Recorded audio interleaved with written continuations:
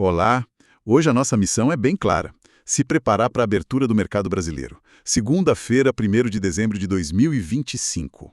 A gente está com um relatório de estratégia macro-quantitativa aqui, daqueles bem densos, sabe? E o que chama atenção é uma tensão. Uma tensão muito forte entre duas forças opostas.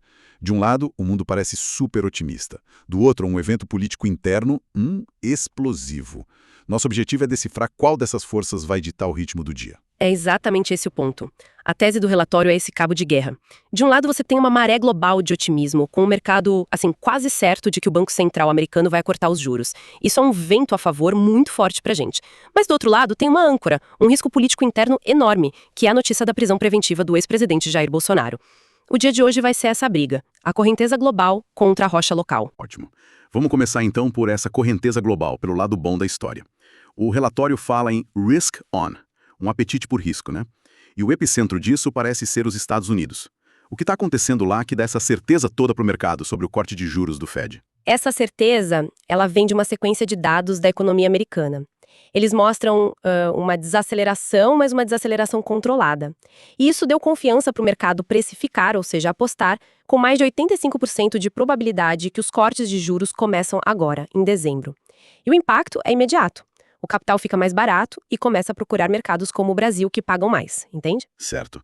E a gente vê isso no dólar, né? Exato. A consequência mais visível é o índice do dólar global, o DXY. Ele caiu bastante, já está trabalhando abaixo daquela marca simbólica dos 100 pontos. O que, num cenário normal, era para fazer o nosso real se valorizar. E muito. Entendi. Então o fluxo de capital, teoricamente, está vindo para o Brasil. Mas o relatório também fala bastante da Ásia, e a situação da China me pareceu um paradoxo. Os dados da indústria vieram ruins de novo, mas o mercado parece que gostou. Como assim? Notícia ruim vira notícia boa? Pois é. E isso é fascinante, porque é um padrão que a gente vê muito em economias com forte intervenção do governo. O mercado não está operando o dado de hoje. Ele está operando a reação do governo amanhã. A indústria chinesa encolheu pelo 8º mês. Isso seria um desastre em qualquer lugar.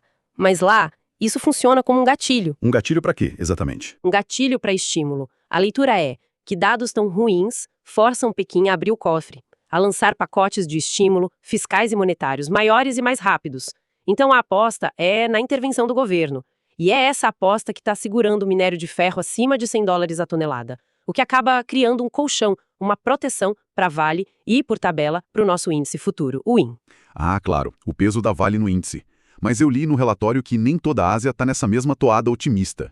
Parece que tem um alerta vindo do Japão. O que está acontecendo lá que acendeu essa luz amarela? O Japão é o contraponto. A indústria lá também está em contração, mas a moeda deles, o iene, está se fortalecendo, e isso é um sinal de alerta para uma operação global muito comum, o chamado carry trade. O carry trade. Explica um pouco melhor. De forma bem simples, investidores pegam dinheiro emprestado no Japão, onde o juro é quase zero, e investem em países com juros altos como o Brasil. Quando o iene se fortalece, essa operação fica mais cara, mais arriscada, e isso pode diminuir o fluxo de dinheiro para cá. Historicamente, um iene mais forte costuma vir antes de correções em mercados de risco. Não é um alarme de incêndio, sabe? Mas é aquela fumaça no horizonte que o relatório manda a gente observar. Entendi. Então temos um cenário global, na maior parte positivo, mas com esse detalhe no Japão. Agora, vamos virar a chave aqui para o Brasil. Porque o relatório deixa bem claro que nada disso importa se a âncora doméstica for pesada demais. E essa âncora é a prisão do ex-presidente. Essa parece ser a grande variável imprevisível do dia. É a definição perfeita de um risco idiosincrático. É um risco que é só nosso, né? Que desconecta a gente da história global. Num dia normal, com esse cenário externo, o Ibovespa poderia subir 2%. Mas o fator político pode anular tudo, ou até virar o jogo para queda. O documento explora duas interpretações bem diferentes que o mercado pode ter. Vamos olhar essas duas visões. A primeira, a mais otimista, sugere que o mercado pode simplesmente ignorar o fato. Me parece um pouco difícil de acreditar que um evento desse tamanho seja tratado só como ruído. A visão otimista, ou talvez a mais pragmática, é a de que o evento já está, de certa forma, precificado. A análise sugere que, para uma parte importante do capital, principalmente o estrangeiro, o ex-presidente já não entrava no cálculo de risco do Brasil há muito tempo. O foco desse pessoal está todo na agenda econômica do governo atual. Nesse cenário, o impacto seria uma volatilidade muito forte na abertura, talvez na primeira hora, e depois uma normalização. O mercado digeriria o fato e voltaria a operar o global. Ok, essa é a tese do isso não é mais um problema meu, mas e a visão pessimista? Ela me pareceu mais complexa. Ela foca menos na reação interna, tipo protestos, e mais na repercussão internacional. É isso? Exatamente, e é aqui que o risco fica mais difícil de medir. A preocupação principal da visão pessimista é com a reação externa, especificamente dos Estados Unidos, onde a administração republicana atual tem laços ideológicos com o ex-presidente. Mas, peraí, isso não seria um pouco de exagero? Uma ameaça diplomática ou comercial por causa de um processo judicial de outro país? O mercado leva esse risco tão a sério assim? É uma ótima pergunta. O mercado não trabalha com certeza, ele trabalha com probabilidade. Ninguém acha que vai ter uma sanção comercial amanhã. Mas o risco é que uma condenação pública, uma fala mais dura vinda de Washington, já seja o suficiente para estressar o nosso câmbio. Isso sinalizaria instabilidade para o investidor estrangeiro. E é esse risco, mesmo que de baixa probabilidade, mas de alto impacto, que está funcionando como um piso para o dólar. Ele impede que o dólar aqui caia tanto quanto deveria só olhando o cenário global. É a justificativa para a cautela. Então, peraí, deixa eu ver se eu conectei os pontos. O dólar está fraco no mundo todo por causa da expectativa de corte de juros lá fora. Mas aqui no Brasil ele não está despencando. O que está segurando ele é esse risco político funcionando como um suporte invisível. É essa a lógica? Perfeito, é exatamente essa a dinâmica. E o fascinante é que os gráficos estão contando essa mesma história. No caso do mini índice, o WIN, a estrutura técnica no gráfico de 60 minutos é de alta, é bullish. O preço está trabalhando acima das médias móveis importantes, a de 21 e a de 50, e o nível de 160 mil pontos virou a grande linha na areia dos compradores, sabe? A força global está empurrando o índice. E no mini dólar, o WDO, a gente tem o espelho disso, imagino. Exatamente o espelho. A configuração técnica é de baixa, é bearish. O preço está pressionado, só que, e aqui está o pulo do gato, ele não desaba. Ele encontra compradores sempre que se aproxima de certas regiões. Esse é o risco político atuando como um suporte no gráfico. Por isso o relatório aconselha muita, mas muita cautela com vendas agressivas no dólar hoje. Porque o risco de uma armadilha é grande. Altíssimo. O risco de uma armadilha para vendidos, a tal da bear trap, uma única manchete de Brasília ou de Washington pode causar uma alta explosiva e liquidar todo mundo que está vendido. Isso me faz pensar que dias assim são um pesadelo para os robôs, para os algoritmos. Sem dúvida, a máquina vê um sinal técnico de venda no dólar, claro, mas a leitura humana do contexto grita: cuidado, tem uma casca de banana política no caminho. É o dia em que o qualitativo, a análise de cenário, se sobrepõe ao quantitativo. Com esse cabo de guerra tão bem desenhado, como é que se opera um dia assim? O relatório traça um plano de ação, né? Focando nos horários críticos. O timing é tudo.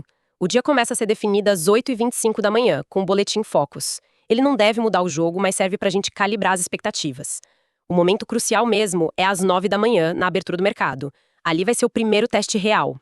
É onde a gente vai ver se o mercado vai tratar a prisão como crise ou como ruído. E depois da abertura ao longo do dia, qual é o evento que pode virar a mesa? Aquele que pode anular todo o resto. O grande evento do dia sai ao meio-dia, horário de Brasília. É o PMI industrial dos Estados Unidos, o índice ISM. Esse é o dado que pode confirmar ou destruir a narrativa do dia. Se o número vier fraco, ele reforça a tese do corte de juros, o que seria mais um impulso para a nossa bolsa e para a queda do dólar. Então o mercado fica nessa posição meio estranha de torcer por uma notícia não tão boa da maior economia do mundo, é isso? É o paradoxo do momento. Uma economia americana forte demais agora seria péssimo para os ativos de risco. Então, sim, o mercado torce por um número ruim, mas nem tanto. Um que mostre desaceleração, mas sem indicar uma recessão grave. Agora, se o dado vier muito forte, aí pode reverter tudo. E, claro, o dia inteiro com o olho no noticiário político, que pode gerar volatilidade a qualquer segundo. A recomendação final do relatório parece bem sensata. Quase um conselho de mãe. Na dúvida, vá com calma. Reduzir o tamanho da posição na primeira hora. É uma estratégia de sobrevivência, pura gestão de risco. A orientação é deixar o mercado falar primeiro. Deixar os grandes players mostrarem para que lado eles vão, se é para o otimismo global ou para a aversão ao risco local. A tendência principal, a maré, é de alta para a bolsa e baixa para o dólar. A estratégia é não lutar contra essa maré, mas esperar a espuma da política baixar um pouco para navegar com mais segurança. Exato, então. O dia é um confronto direto. De um lado, essa correnteza forte do otimismo global. Do outro, a âncora pesada do risco político doméstico. E o pregão de hoje vai ser basicamente a medição de qual dessas duas forças é maior. Exato. E isso leva a gente para uma reflexão final que vai um pouco além do pregão de hoje. O relatório foca muito na reação de curto prazo, no intraday, né? Mas e se a primeira leitura do mercado estiver errada? Vamos supor que hoje o mercado trate o evento como um ruído e suba com o cenário global. Mas nas próximas semanas, o que era ruído começa a escalar para uma crise institucional de verdade. A pergunta que fica é: quais seriam os primeiros sinais de alerta nos preços? Talvez nos juros futuros, no fluxo de capital, que poderiam indicar essa mudança de percepção, antes que ela vire a manchete principal.